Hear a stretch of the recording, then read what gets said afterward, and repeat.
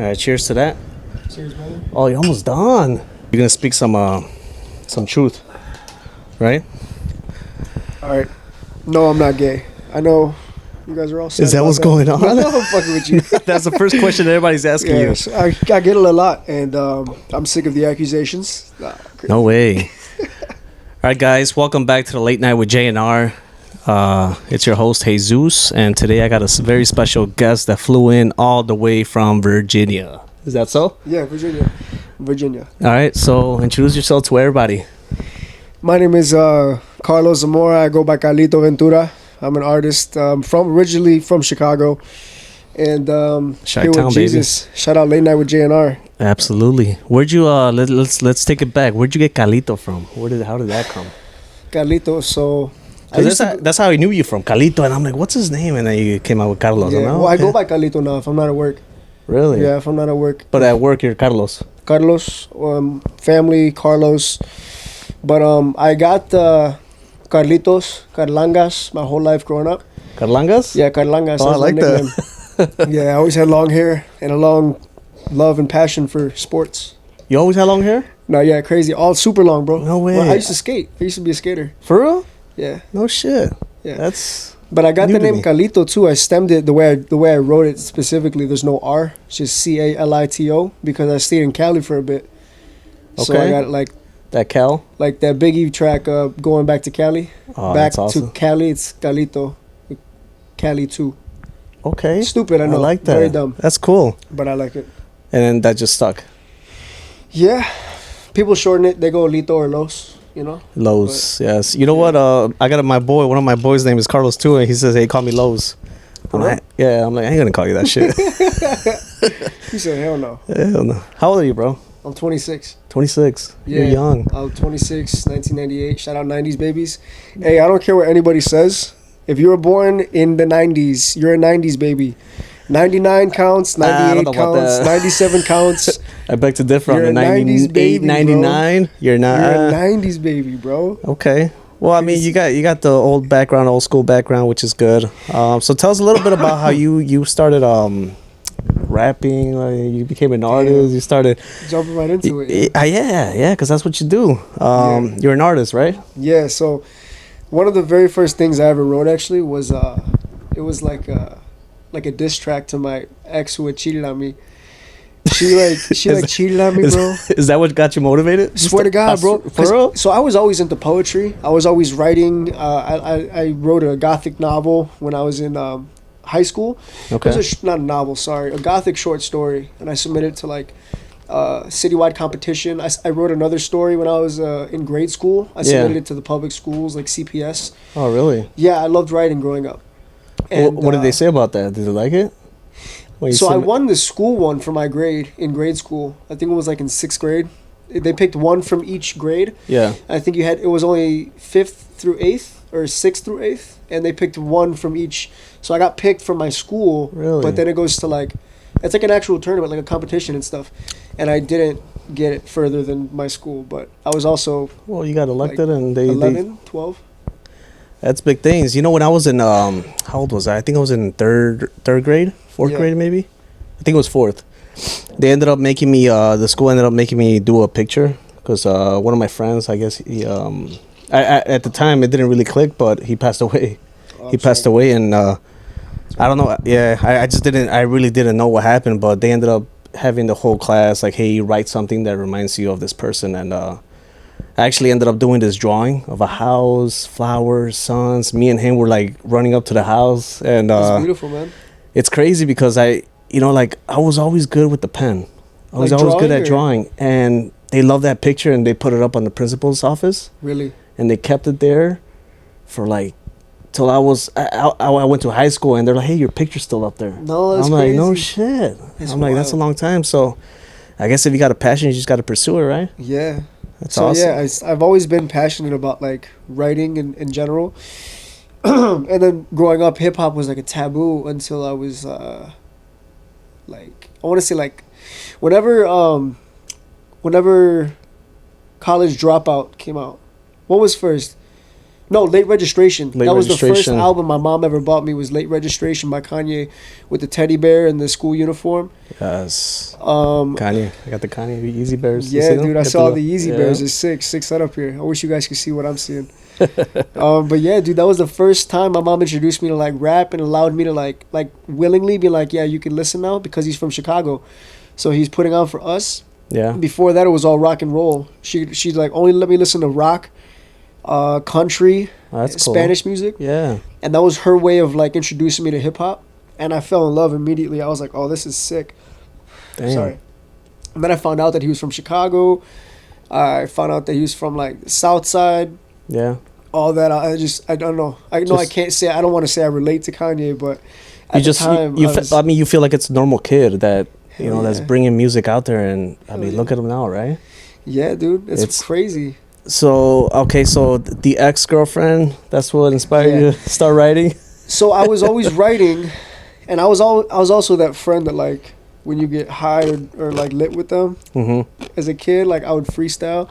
And it was always funny freestyles. I was never like seriously there like, yeah, let me lock in it. Yeah. Nah, it was all just like bullshit, like gay raps, like funny raps, like diss tracks to one of my boys. Like I would start dissing them in person. Yeah. And it was some of it was good, some of it was like ass. They told me to stop, but like that's how I started rapping. And then when she broke, I was already writing prior to her breaking up with me. Yeah. But the first time I wrote something and I recorded myself, was like a diss track to her. I never said her name, never pulled a Kendrick, R.I.P. Drake. Never pulled a Kane out. I don't know about that. I don't know. He's still breathing, I think, somewhere. But, bro, 5 Grammys is crazy. Anyways. Okay. All right. Well, let's not get into that. But all I'm saying is, it's like politics, bro. It's worse than like Democrat, Republican combos. You're about to get canceled. No, but basically, the way I started doing it, I recorded it. I was at my desk, literally in my mom's basement. You know how they say, like, I started in the basement? Yeah. I deadass started in the basement. My mom had, like, a desk right when you walk into the living room of the basement. There was, like, a desk she used for work, but she wasn't working from home frequently. So I would go get home from school, watch YouTube videos, freestyles, new songs getting dropped. Like, I was just hooked to that computer. Finally, I set the camera up. I wrote it down. I tried to memorize it, and I had it on my phone. Not on my phone, on a notepad. My phone set up right there, and I was reading while I was going. And I did it like 20, 30 times until I found the one where I was like, it looked like I was freestyling, kind of. Yeah. And I posted it late. At this point, it was like 2 a.m. I posted it late at night. I was like, fuck it. Whoever sees it, sees it. And I didn't have any followers on Twitter, like, at the time. I had like maybe 200-300 followers. Yeah. Bro, I had like, the next day I woke up to like 700-800 followers. No shit. Off of that? Swear to God. So I had mad views. I had like 100 something likes. I deleted my old Twitter. So if I still had it, I'd show you. Yeah. No cap. But it was only 100 likes, like maybe 50 retweets. But that was big for me at the time. That's huge. Literally went to bed and woke up like that. Yeah. And then I went to school, and we went to school together. Oh, okay. And I went to school, and I got some love and some hate from people at the school. People that fuck with her were like, fuck this kid. Oh, they were fucking pissed. Bro, all my boys were like, well, everybody see it like, yo, you did a good job. And I literally posted it and went to bed thinking like, I might delete this in the morning because I'm gonna feel bad. I was really emotional. I was just doing it out of passion. Wow. I got it out, whatever. And I saw it. I was like, nah, I'm gonna do another one. And I did like 2-3 more, and I got similar love. I didn't get many more followers.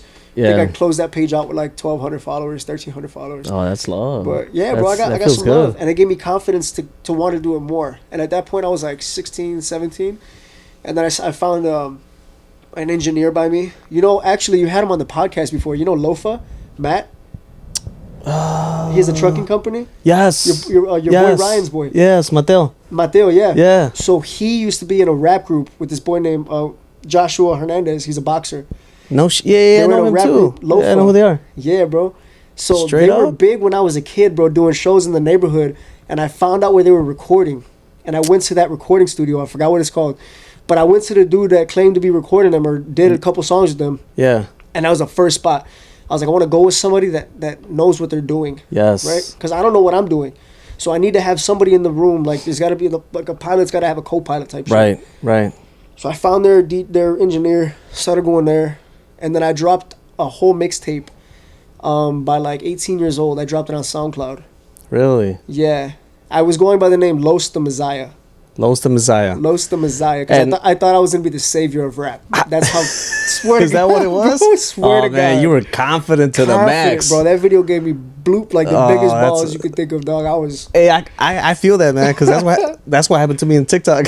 I literally posted a video, went to sleep, and I woke up to 14,000 views. And that's I'm crazy. Like... And then I didn't know until I woke up, and then one of my boys texted me. He's like, yo, your video's doing numbers. And I'm like... For real? Yeah, and then I clicked the button. I'm like, holy shit, 14,000 views. I had all these likes. I'm like, holy fuck. So, on that topic, I actually auditioned as a content creator for this sports company called Walter Picks. They do like fantasy football shit. Yeah. When I was a kid, I wanted to be a GM of a football team. No shit. Yeah, I swear to God. I wanted to be an NFL GM. That was my dream job. Everyone wanted to be doctors, firefighters, lawyers. I wanted to be an NFL GM since I was like a baby. What do you got to do for that, though, man? I mean, that's... I don't even want to go... I don't even want to talk about that's levels, no right? idea. You got to know who you know, who you know, who you know. Is that what happened? Yeah, bro. You got to know who you know. You found it the hard way? Yeah, no. You're like, damn. But basically, I actually, on that TikTok topic, I sent in like a video. Like, it's not an audition. It was to set up an interview with them. And I sent in my resume, and they accepted me, and they said submit for the interview process. So submit... links to your videos of you creating content regarding sports. And at the time, I wasn't. No. So I was like, I could be a script writer for them. Like, I can write the scripts and, like, give them the stats and, like, or vice versa. Give me the stats you want to talk about, and I'll write you up a script for it. Yeah, I'll write you something. So I was like, fuck it. They want me to do it. They want me to be a content creator. So I started talking about the number one pick leading into the season where we traded with Carolina. So I posted 3 videos on TikTok. I got like 1,000 views on each of them. Oh shit! And I got mad likes, which I got a couple hundred likes on. So you did all that trying to get this job? Yeah, and I didn't get it. No shit. And then I never posted on TikTok again, bro. I'm too and that was it. You were let down. Yeah, I was like, fuck this app. I'll destroy it. Oh man. So after you wrote that, you were writing to your ex, and she's mad. You're getting all these views. What was next for you? You said you went to to this. You went to Mateo, right? To Matt? Yeah, I went to... I don't remember if I went to him directly, I don't think, because he was, like, unreachable at the time. Gotcha.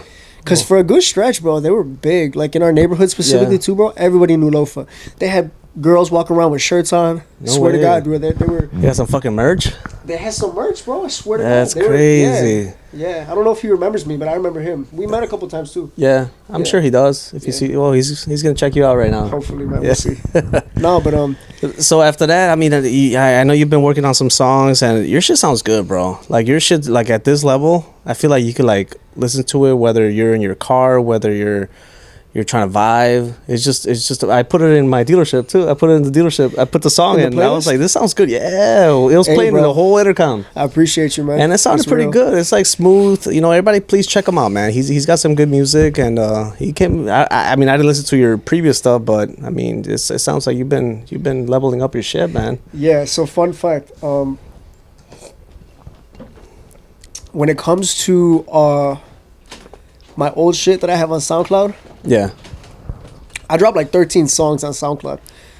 Some of them were like covers over other rappers' beats. Some of them were original songs.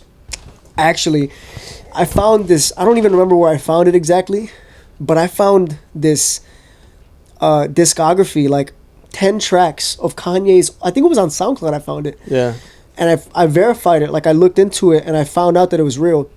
I found a bunch of his old beats from like 97 that he was trying to shop to people before he was like super in it. When he was back then passing out his shit, trying to fucking get in. Yeah. And they had some of his beats, and if you listen to it, it's a Kanye beat, bro. Like, it was believable at first, and then I looked into it, found out that it was actually him. I used some of those beats, and I wrote over them. I wrote and freestyled over some of those beats. So on my mixtape that I dropped, I forgot what the mixtape is even called, to be honest. This is like 8 years ago, 9 years ago. But on that mixtape, bro, it literally says produced by Kanye. I put it thinking it was gonna blow me up. Like, hey, this is. Or thinking he was gonna cease and desist me, bro. I wanted any something, some recognition. Yeah. And the thing is, the difference between me then and me now is my delivery, and I would say my writing ability. Because I always had bars, Yeah. Like when I was writing, dude, I was very clever and like I took my time in trying to find like the double, triple, quadruple entendres that I was watching from Drake coming up, Yeah. Kendrick coming up, ASAP coming up. Like obviously I have inspirations from the older generation, like the 50 Cents, the Jay-Z's, the Lil Wayne. Yeah, all the yeah. Even Eminem, but I really looked into the people that were blowing up at the time, and I mirrored my flow, my cadence after them because I wanted to blow up now. Right. That's me at 18. Right, you want to come in. You want to come in hot. This shit is working. What they're doing. So if I can learn how to do this right now, maybe they'll rock with the kid like they did Joey Badass. Because me and Joey Badass is only like a couple years older than me. Damn. Like he blew up at 17. I remember watching his survival tactics video with Capital Steez, watching that on YouTube when it first dropped, being like, yo, this is stupid, this is crazy. And then I found out they're 16 and 17. You're like, I could do this shit. Yeah, I felt confident, bro. Yeah, I felt like I could do it. Yeah, I mean, shit, you still can, man. I mean, time. honestly, I feel like they just gotta find you, and once you get found, you're gonna blow the fuck up, man. Cause your shit's tight, bro. Yeah, I mean, my thing, the difference is that I started to love it. I really love making music. And what's funny is I actually like making music more than I like listening to it. For real? Yeah, I was telling you before the podcast, I'm more of a movie guy. Yeah. Yeah. Yeah. Are you like, are you stage fright? Like if you gotta go in front of people and actually like, sing a song, rap? So I actually did a show in Iowa before. Did you? Yeah. How did that feel? Shout out Cap. Shout out my boy Cappy. He's probably going to watch this when it drops on the YouTube, but I didn't give him the link for this. But my boy Cap, Christian Cole Clownes, I don't know if he's cool with me dropping his government, but I don't care. We grew up together since we were 6, and he was a sick producer. So he started sending me beats, and then he sent me this one beat that I freestyled over in Chicago. I went to Classic Studios downtown, or like near downtown. I think it's like near North Side or something. I don't know, but okay. No, not even. It's by Ashland. I'm bugging. Okay, so it's like okay. That's the studio where Chance recorded 10 Day, if I'm not mistaken. Chance the Rapper recorded his 10-day mixtape when he got suspended at Jones College Prep. Okay. If I'm not mistaken, he recorded it at Classic. So I'm following like where these guys are going because I'm in the city. I'm trying to make it big. I'm trying to do my damn thing. And so I went to Classic Studios and I recorded a song with him from a beat that he sent me that I fuck with. And to this day, it's a fire beat. And some of his other shit was questionable. And I told him, shut up. I was like, yeah, I'm not really rocking with this one. No. Yes. And then when he dropped it, he was going to Iowa University at the time. Go Hawkeyes. Oh, shit. So he was going to Iowa. He drops the song on campus. It did numbers like 10,000 plays on SoundCloud. Damn. And so he was like, yo, we got to do more. So we did a couple songs together. They did numbers for him on his SoundCloud. And then he got booked a show to open up for Smoke Perp. Remember when Lil Pump was coming up? Yep. Yeah, Gucci Gang, that dude? Yeah. The dude who came up with him from Florida, Smoke Perp. Okay, I remember that guy. Yeah, I remember that. Like the locks and... Yeah, dude, we opened up for him in Iowa when he did a college show. Yeah.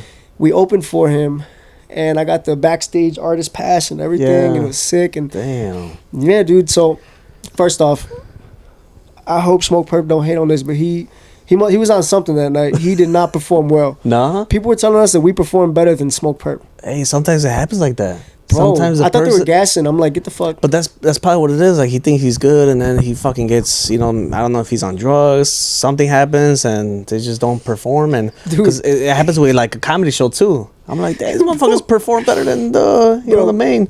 In the announcement video, yeah, Smoke Perp's team sent us out a personal video to post on our pages. All the opening performers. Yeah. He sent us a bunch of like a video of him sitting on a couch like this. Yeah. Promoting the show, yada yada yada, and he's doing whippets while he's doing it, bro. Oh shit. He had a can of whippets, and then as soon as the video ended, all you saw was like he put it to his face to do it.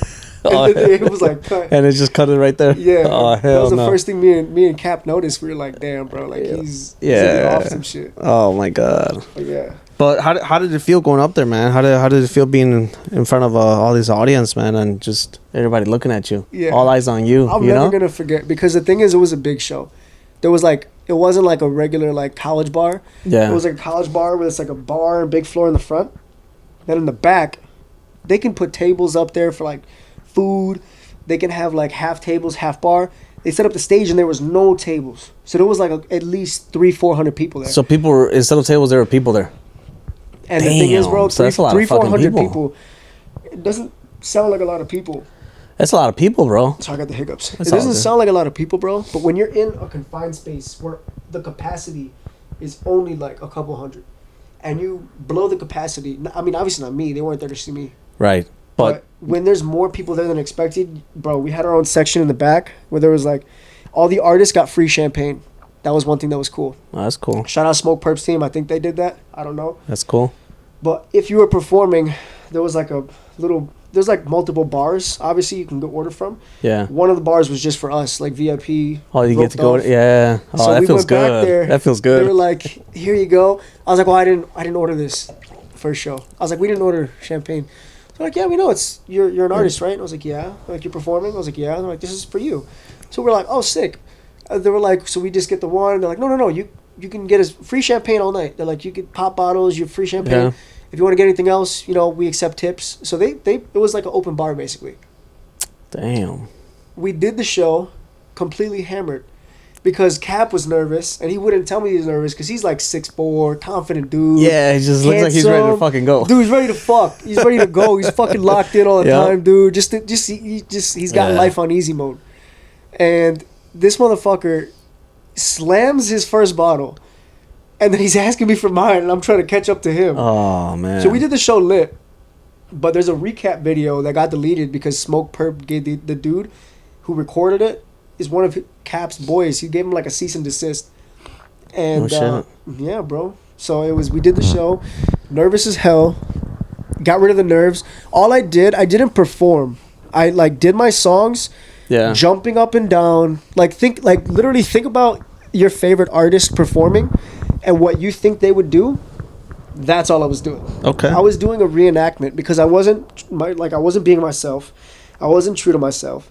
And on top of that, all the artists that were there, they were all like turned up mumble rappers from like the SoundCloud wave. Right. They were all like XXL freshmen from the SoundCloud wave that are like jumping up and down and Yeah. Just, I like the way that she fuck. She like the way that like that kind yeah, of just that type of vibe. Yeah. yeah, and that's not how I am as an artist. Right. I did a song of that genre for the show, but that's not who I am. So I felt out of pocket. I felt like I didn't belong. Imposter syndrome at an all-time high. So I was just like, fuck it. Let me just do what I think I should Yeah. do. Just get it done and just feed into the crowd. I guess at that point, right? I mean. Last thing. On that, there's a sick-ass picture where there's mad people pointing at me like this. They're all like this. And I'm like it's a sick picture, Yeah, bro. like it's like this is Black and white. I look like a rock star. They're pointing at my zipper down. My fly was down. No. And there was a cameraman front row doing the fucking recap. Oh my god! So they were Dude, pointing at your fucking. And I was again trying to be a rapper. I had my pants sagging a bit. Yeah. Zipper was all the way down, so it was visible. Oh, so you can see the zipper down. So it was a sick picture, and you couldn't see my zipper. Thank God. Shout out the cameraman for that. But bro, like I'm like fucking rock star mode. They're You all feel like great. this, like I'm a god.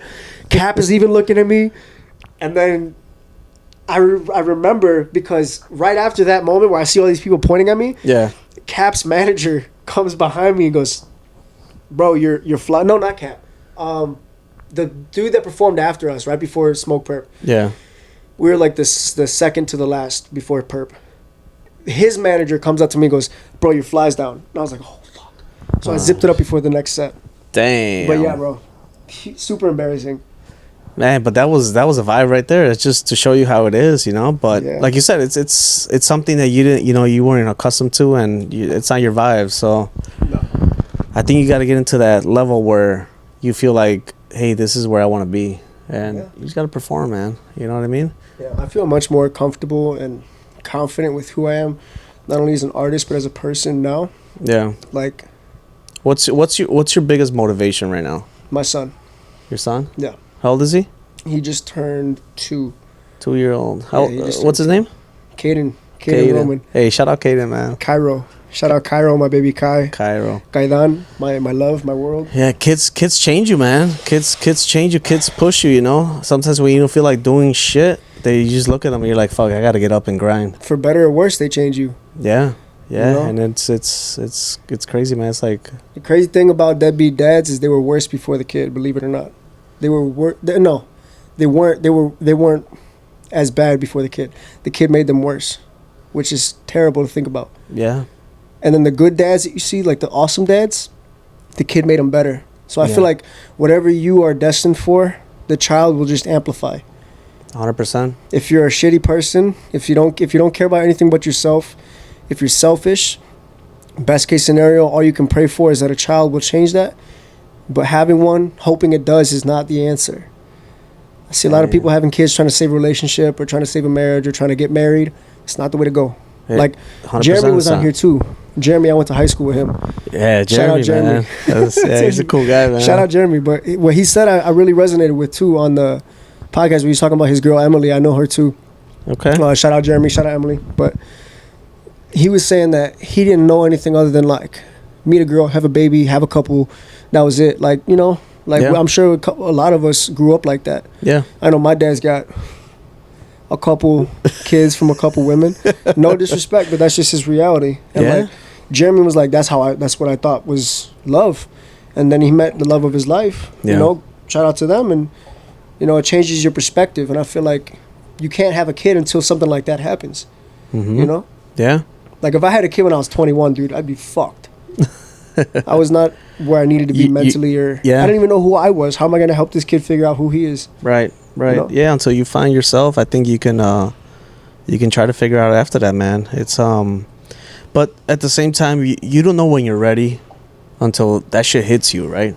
So you know, and it's not just a kid, you know, it's anything. It's you know all the battles you're going through in life. You know, it's not until you see it in person that you start to think, oh shit, this is happening. I got to do something. Either I do something or I just don't give a shit, and it just falls apart. You could be a billionaire. You could be like financially set, because a lot of people, a big issue in starting a family or getting married, all that, it's finances.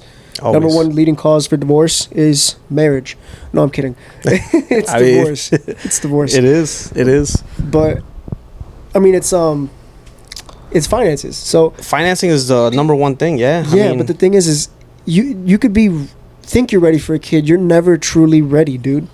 Like no one's ever ready. And when I realized that, I found more comfort in figuring out what I was doing and how I was going to help this kid. Because I kept reassuring myself, if ever I had, like, for instance, imposter syndrome, or like feeling like I was fucking up or not doing right or not doing my best, I just remembered that, like, how I'm feeling, everybody feels like at some point, especially as a parent. But you know what's crazy? Like, aside from all that, like your parents' parents, it's their first time being a parent. Yeah. And you don't know what to do, right? It's you see what your parents did to you, and you kind of want to mimic that if it's a good thing. But if it's a bad thing, you don't want to do that. You're like, I don't want to be that. Some that parents show you how to not be a parent, respectfully. Right? Yeah. But it's always somebody's first time, and it's up to you to decide what you want to do with your kids, right? Yep. And you got to treat them the right way. You got to do the right thing. But nobody's alone on this, right? Yeah. Nobody is alone. So if you have a kid, it's everybody's first time. Just do the best you can. That's it. Yeah. That's it, you know? I feel like the only thing they need besides, like, nourishment is love. Like, that's literally it. They just need love, bro. It is. I saw a study that said, like, you can never love a child too much. You can never love a child too much. And it sounds like something so simple and stupid. It's like there's no way there's a study on it. That is not a line. Look it up. I don't remember what it's called, but they did a study of, like, I don't even want to paraphrase it because I'm going to say it wrong, but there was definitely a study done, and it was between, like, a mother coddling after distress and a mother not coddling after distress, and whether the distress was justifiable, you know, in respect to the child's, you know, discomfort and what happened. Like, it wasn't like a broken arm or anything, but like causing them stress, and then the mother soothing versus not, or the father soothing. Mm-hmm. There was no such thing as like the mother soothing helps more, the father soothing helps more. And then they started doing like, more love and more of this. Like, no, nothing changed. The results were the same. You can never love a child too much. The only difference was the parent that did, their time that they didn't coddle or they didn't help the child. Yeah. The stress was longer than necessary. Mm-hmm. And it wasn't like coddling, like, oh, my baby. It was like reassurance. Yeah. Even like, hey, are we okay? What's Yeah. going on? Talking something as that simple as that. Yep. Like, it's life-changing It is. at an early age, yeah. Man, we're coming to an end. We're all deep. Yeah, we're deep. Yeah. But we only got 30 minutes here. Trying to keep it 30 minutes. So, Calito, you got anything to say to the world out there? Anything that you learned as a father, as an artist, as... Ooh. That's good, man. You fucking laying it on me. Bro. I just like to hear people's like, hey, this is what I'm going through and this is what I think. That's all. Yeah. Like, what have you learned? Kindness is king. Kindness is king. I've been given the... Yeah, we got 2 cameras going on, Yeah. so... Kindness is king, man. You can never be too kind. Yeah. And there's a fine line to walk between killing them with kindness and being petty.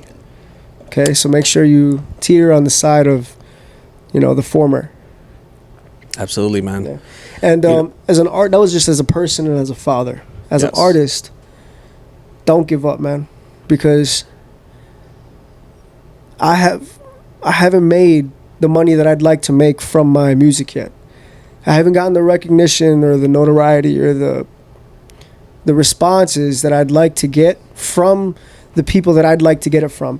The people that I need it from, the people that do show love, people that do, give me my flowers.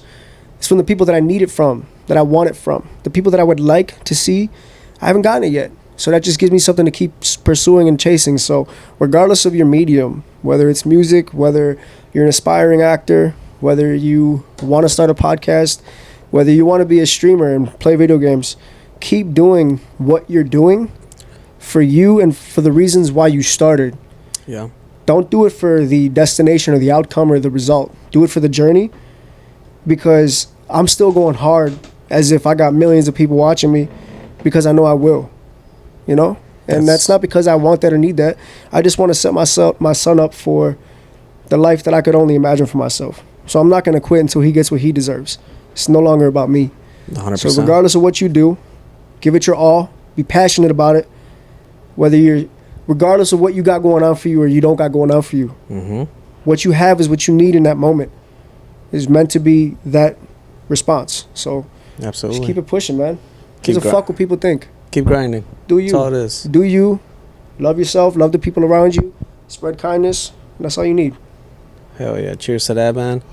Well, thank you for being on this podcast. I know, it's only a short time, and I try to get this set up because I know you only hear once in a blue moon. So I appreciate that, man. Hopefully you're here longer, man. I mean, hopefully you move into Chicago again. Yeah, that's on the cards, man. My girl, she wants to move out here. Absolutely, man. Well, shit, I got a job for you. I got a place you can stay. You can stay in my basement here. Yeah, bro. I'm sleeping in the laundry room right now. I already told him I'm gonna sleep in the dryer. Absolutely, but I'm thinking of moving back to Chicago at some point. Jersey's next. People that don't know me, I've lived in Maryland, California, Texas, Maryland, New York, and I'm currently in Virginia. All right, and last but not least, who are you going for the Super Bowl? That's a good topic. Chiefs or Eagles?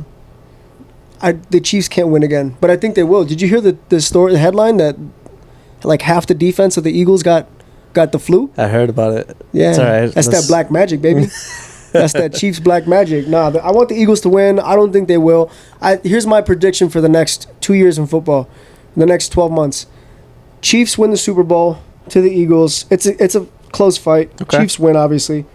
Next year, it's going to be Bills and the Lions, I think. Okay. It's going to be Bills, Lions. Bears are making the playoffs. Go Bears. The Bears. Okay. Shout out Caleb Williams. Shout out Ben Johnson. Shout out Eric Bieniemy. We got it going on, baby. Well, we'll see about that. But thanks for tuning in, guys. Calito again. We'll see you next week.